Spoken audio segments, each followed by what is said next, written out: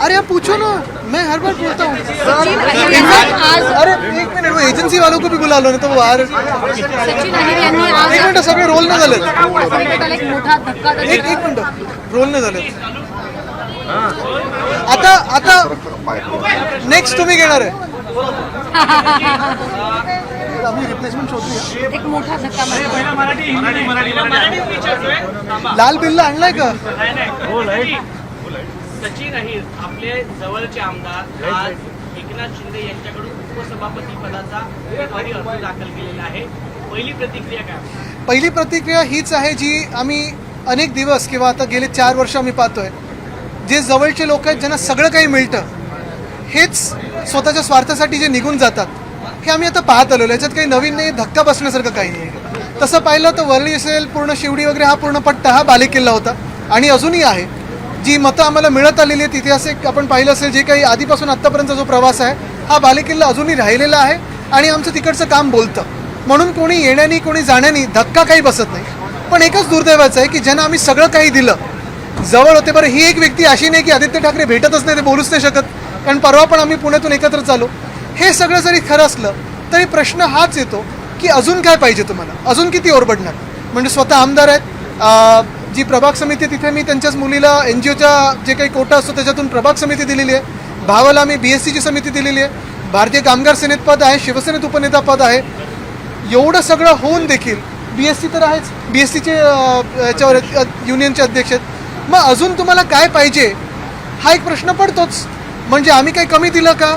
तसं नाही आहे. जे काही इतर बोंबलत असतात की भेटत नव्हतं तसंही होतं का? तर रोज तुमचे माझ्यासोबत फोटो आहेत, रोज येता जाताना भेटता. मग अजून काय करायचं तुमच्यासाठी? रोज काय तुमच्या आरत्या करायच्या का? हाच एक प्रश्न पडतो. पण कोणी येण्यानी कोणी जाण्यानी काही फरक पडत नाही. जो बालेकिल्ला आहे तो तसाच राहणार.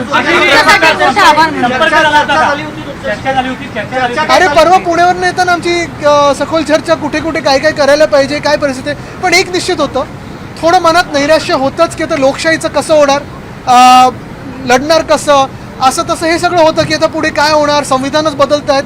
पण मुळात हाच प्रश्न आहे, जे जात आहेत त्यांना, मग सचिन भाऊ असतील किंवा सगळे कोणी असतील, त्यांना हाच प्रश्न आहे. जे खासदार गेलेत किंवा आज हे गेलेले आहेत, पुढेही कोण जे फोडायला ते ज्यांच्यावर लक्ष असतील, की जे आपली मंदिरं लुटत आहेत. अयोध्याचा जमीन घोटाळा ज्यांनी केला, उज्जैनमध्ये जमीन घोटाळा केला, अशी हिंदू मंदिरं लुटणाऱ्यांसोबत तुम्ही कसे बसू शकता? जे महामानव डॉक्टर बाबासाहेब आंबेडकरांचं संविधान बदलू इच्छित आहेत, 2/3 पूर्ण जे काही मेजॉरिटी पाहिजे ते करून, 2/3 मेजॉरिटी करून, ज्यांना डॉक्टर बाबासाहेब आंबेडकरांनी दिलेलं संविधान बदलायचं आहे, तुम्ही त्यांच्यासोबत कसे बसू शकता? आणि तिसरी गोष्ट म्हणजे, ठीक आहे, हे आम्ही थोडं खोलावर अभ्यास केल्यानंतर समजायला लागलेलं आहे की हे जे काही पहिलं ऑपरेशन टायगर होतं, मग आता हे आहे, मग सतत ही चर्चा चालली आहे. हे ऑपरेशन टायगर मुळीच नाही आहे, हे ऑपरेशन देवेंद्र फडणवीस आहे आणि त्याचा हा परिणाम आहे. मराठी सुनील शिंदे असं म्हणतात की पक्षाने पक्षातल्या काही नेत्यांनी आत्मचिंतन केलं पाहिजे. सुनील शिंदे असं म्हणतात. मला वाटतं एक महत्त्वाची हीच गोष्ट आहे की ऑपरेशन देवेंद्र फडणवीस आहे आणि ज्यांना ज्यांना समजते त्यांना हे कळतं. जे कोणाला माहिती आहे ते करते. सुनील शिंदे यांचं असं म्हणणं आहे, अरे ठीक आहे ना, काही फरक नाही पडत असले नसले तरी. म्हणजे सकाळी त्यांनी मला मेसेज पाठवले की उभे नाही राहणार, पण हे सगळे म्हणण्याच्या गोष्टी असतात. महत्त्वाची गोष्ट हीच आहे की कोणी कुठूनही उभं राहिलं. आपण पाहिलं ना, वाराणसीत पण 3दा एका उमेदवाराला मागे जावंच लागलं, ट्रेलिंग होतेच. आणि आज मी परत एकदा विचारतोय, या देशातली लोक असतील, हे जी भाजप आज राम मंदिर बनवू म्हणून असंख्य कार्यकर्त्यांना ज्यांनी रस्त्यावर आणलं, आंदोलनं करायला लावले, आमच्यासारखे पक्ष ते आंदोलनात होते, भाजपने दंगली घडवून आणल्या, तेच आज राम मंदिर लुटत आहेत. आज दुसरी गोष्ट, हाच एक महत्त्वाचा प्रश्न पडतो की भाजपच्या कार्यकर्त्यांना आणि संघाच्या कार्यकर्त्यांना माझा सवाल आहे की एवढे सगळे लोक तुम्ही डोक्यावर बसून आज परत एकदा उपसभापती पदावर बसवले, का नाही कोणी भाजपचा कार्यकर्ता तिथे बसलेला आहे? जे 25-30 वर्ष घरदार सोडून भाजपसाठी प्रचार करतात, त्यांना बाजूला ठेवून तुम्ही हे उपरे बसवताय तुमच्या डोक्यावर. कसं चालतंय तुम्हाला? हे भाजपनी विचार केला पाहिजे. आणि म्हणून पुन्हा एकदा बोलतो, हे ऑपरेशन टायगर नाही, तर ऑपरेशन देवेंद्र फडणवीस आहे. त्याच्यात आम्ही कोलॅटरल पक्षांतर बंदी कायद्याअंतर्गत कारवाई होऊ शकते का? जी काही योग्य कारवाई असेल ती आम्ही केल्याशिवाय राहणार नाही. पण दुसरी गोष्ट पुन्हा एकदा मी तुम्हाला विचारतो, भाजपचे कार्यकर्ते आज जे वर्षानुवर्ष काम करत घरदार सोडून इथपर्यंत पोहोचले आहेत, त्यांना काय उच्च पदं मिळत नाहीत? एवढी सत्ता असताना खालती 130 136 त्यांचे आमदार आहेत, तरी देखील का नाही सत्ता मिळत? का सत्तेपासून दूर ठेवलं जातं? का तुम्हाला बाहेरचे लोक लागतात? एक तर तुमच्याकडे टॅलेंट नसेल किंवा तुमच्या कार्यकर्त्यांना पुढे आणायचं नसेल. शिवसेना ही सत्ता पक्षांना संपवायची थांबा, वरळी पुढचे आमच्या तिकडचे. मी दोन प्रश्न आहेत तुम्हाला. तुम्ही म्हणता दुसरे तर 2019ला पहिली सर्वात संधी तर आपण सचिन अहिरांना दिली होती. सुनील शिंदे असताना पहिली आमदारकी त्यांना दिली. त्या ठिकाणी नाही, पहिली आमदारकी सुनील शिंदेना मिळाली होती. पण सचिन अरे वरळीच असून तुम्ही असे मी सचिन अहिरांना पण बघा, जे ज्यांना शब्द दिला आम्ही तो पाळला. आमदारकीचा असेल, खासदारकीचा असेल, नगरसेवक पदाचा असेल, कोऑपचा असेल, ज्यांना आम्ही शब्द दिले ते पाळले. आम्ही शब्द पाळणारे आहोत.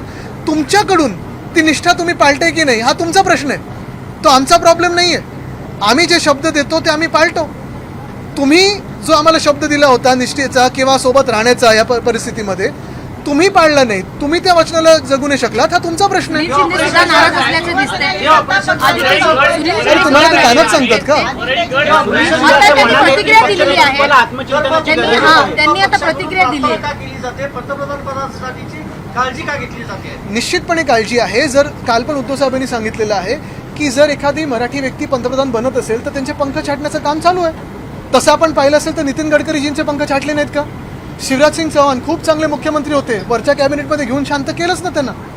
तसंच आत्ता जी काही चर्चा आमच्या कानावर तर येते ही तुमच्या कानावर पण येत असेल. 29चे जे पंतप्रधान पदाचे चेहरे असतील त्याच्यात फडणवीस साहेबांचा चेहरा आहेच भाजपकडून. काही देशभरात आहे वगैरे हे आम्हाला माहिती आहे, पण भाजपकडून चर्चा तर आहे. मग त्यांचं ऑपरेशन कसं करायचं तर हे सगळं चालू आहे. शिवसेना ही सत्ता पक्षांना संपवायची आहे का आदित्यजी? शिवसेना ही सत्ता पक्षांना संपवायची आहे का काय? मुद्दा हा आहे की नुसतं ऐका आम्हाला संपवून किंवा कोणाला संपवून ही सत्ता त्यांच्याकडे प्राप्त झालेलीच आहे ना. नुसतं सत्ता नको आहे. 2/3 मताधिक्य घेऊन लोकसभेत आणि विधानसभेत त्यांना महामानव डॉक्टर बाबासाहेब आंबेडकरांनी जे संविधान दिलं होतं आणि त्या संविधानाच्या माध्यमातून जे अधिकार आपल्याला मिळालेले ते भाजपला बदलायचे आहेत. आपला गड आहे वरळी, लालबाग, परळ, शिवसेना गड राहणार. या ठिकाणी ऑपरेशन सुरुवात दिसणार की नाही? कारण थेट तुमच्या घरातच घुसले. वैभवजी तुम्ही पण यासोबत. अनिल जी, हिंदी में जिस तरह से आज सचिन अहिर शिवसेना में शामिल हुए हैं, ये कहा जा रहा है कि वो 2022 में शिवसेना का जो धनुष्मान चुनाव चिन्ह है उसी पर चुनकर आए थे और आज वो चुनाव चिन्ह एकनाथ शिंदे के पास है. इसलिए वो जो है किसी देखिए, एक चोर के पास कोई चुनाव चिन्ह हो तो क्या वो चोरी लेजिटिमाइज की जाती है? तो कानून व्यवस्था किसके लिए? जो हम न्याय मांग रहे हैं वो इसीलिए है ना कि चोरी को लेजिटिमाइज ना किया जाए. क्या न्याय व्यवस्था इस चोरी को लेजिटिमाइज करेगी? अभी के भी जो CGI साहब हैं उन्होंने भी कहा है कि justice delayed is justice destroyed. और आप देख रहे हो जो TMC के साथ हो रहा है, जो आम आदमी पार्टी के साथ हुआ है, जो हमारे साथ पहले हुआ. अगर हमारे केस में पहले ही न्याय मिल जाता तो ये स्थिति आज नहीं होती. और ये स्थिति सिर्फ राजनीतिक दलों की नहीं है, ये स्थिति इन्होंने संविधान की बना के रखी है, जिस संविधान का अपमान भाजपा कर रहा है. और हमारी यही अपेक्षा है कि न्याय व्यवस्था उस संविधान का आदर करे. आपके दिली करीबियों में से सचिन अहिर रहे हैं. एकनाथ शिंदे जी की ओर से ऐसा लग रहा है. देखो, ये ऑपरेशन टाइगर नहीं था. अगर आप इसमें थोड़ी पढ़ाई करें पूरे व्यवस्था की जो हुआ है, ये ऑपरेशन देवेंद्र फडणवीस है. उनके पंखों को छाटा जा रहा है. ऐसा क्यों लग रहा है? ऐसा क्यों लग रहा है ना? ऐसा क्यों लग रहा है? आपको नहीं लगता? नहीं, अब आपसे जवाब चाहिए. आप उनकी बॉडी लैंग्वेज देखिए, आप उनके पावर्स देखिए, आप उनकी पिछले शायद यानी ये शायद उनका CM करके आखिरी सत्र हो सकता है. इसके बाद उनको शायद यूनियन कैबिनेट में लिया जा सकता है फडणवीस साहब को. लेकिन इसी का अर्थ यही होगा कि उनका ऑपरेशन सक्सेसफुल हो. सचिन अहिर को आप रोक नहीं पाए. आपके बेहद करीबियों में से हैं, मुरली से हैं और आपके बेहद करीबियों में कचरे को मैं ध्यान नहीं देता. आप अपने वो करीबियों BMC का काम है, वो देख लेगी. आप अपने करीबियों को भी रोक नहीं पाए. लगातार ये जो विपक्ष है आरोप लगा रहा है भाई किसी तरह से आप पार्टी को संभाल नहीं पा रहे हैं. आपके देखिए, करीबी हो करीबी ना हो, बात यही होती है कि आप किस नैतिकता के आधार पे चलते हैं. वही सबसे अहम मुद्दा होता है जीवन में. अगर आपको विधायक बनाया गया है, आपकी बेटी को हमने NGO की जो कोटा है उसमें से प्रभाग समिति दी है, आपके भाई को BST की समिति दी है, आपको भारतीय कामगार सेना दी है, आपको और कोई यूनियंस दी है, तो नैतिकता के आधार पे आप तो उसी पार्टी के साथ रहने चाहिए. और अगर उतनी भी नैतिकता नहीं है तो आप आईने में कैसे देख सकते हो खुद को? सर, क्या सचिन ने आपसे कोई बात करके आपको कोई स्पेसिफिक रीजन दिया कि किस रीजन देखिए, क्या है कि जो पर्सनल रीजंस होते हैं जिनका दिल किसी और में अटक जाता है तो क्या रीजन देंगे? आइए चलो चर्चा करते हैं. यहाँ क्या हमने कम दिया? बुलाइए. अभी मैं तो यहीं खड़ा हूँ. नेताओं की परख में कहीं आप लोग की कमी रह गई. शायद हो सकती है, क्योंकि हम तो अंधविश्वास डालने वाले, हम अंधभक्त नहीं है. लेकिन जो साथ में होता है, जो आसपास होता है उसमें हम अंधविश्वास करते हैं। आदित्य जी 2029 की आप हिंदी कब हुए? 2029 वो जो अच्छा, तो चुनाव हिंदी होने वाला वाला थे? है, क्या वो सबसे बड़ी चुनौती आप मानते हैं? क्योंकि बिल्कुल, 2029 का चुनाव भाजपा के लिए सबसे बड़ी चुनौती है। जिस भाजपा ने इस देश में और हम सबको लेके हिंदुत्व पे राजनीति की, जिस भाजपा ने इस देश में दंगे करवाए, आज भी पोलराइजेशन कर रहे हैं, जिस भाजपा ने राम मंदिर का मुद्दा लेके रथ यात्रा की इस देश में, वही भाजपा और वही भाजपा के लोग आज अयोध्या में जमीनों की चोरी कर रहे हैं, उसी में घोटाला कर रहे हैं। आज उसी भाजपा से ये अपेक्षित नहीं था कि उनके मुख्यमंत्री स्वयं उज्जैन में जाके वहाँ के मास्टर प्लान से छेड़छाड़ करें और वहाँ भ्रष्टाचार करें। आज ये जो सारे विधायक या सांसद भाजपा के साथ बैठ रहे हैं या भाजपा के पास जाएंगे, मैं उन्हें चैलेंज देता हूं कि आने वाले संसद के सत्र में पूछे उनसे कि उज्जैन में कैसे भ्रष्टाचार हुआ। मैं उन्हें चैलेंज देता हूं कि पूछे अयोध्या में क्या भ्रष्टाचार हुआ, क्यों घोटाला किया, हमारी हिंदुओं की जो भावना है उनसे क्यों खेला गया। आज मैं पूछना चाहता हूं इन्हीं सब लोगों से जो आज भाजपा के साथ बैठना चाहते हैं। तो देश के हिंदू ये भी पूछेंगे 29 में कि यही क्या वो भाजपा है जिन्होंने बाहर के लोगों को, जिन पे भ्रष्टाचार का आरोप है, जिन पे बड़े बड़े वीडियोज है, वो सारे लोगों को अपने सांसद बनाए, मंत्री बनाए, मुख्यमंत्री बनाए। क्या यही भाजपा है जो एक बार साफ थी और भ्रष्टाचार खिलाफी थी?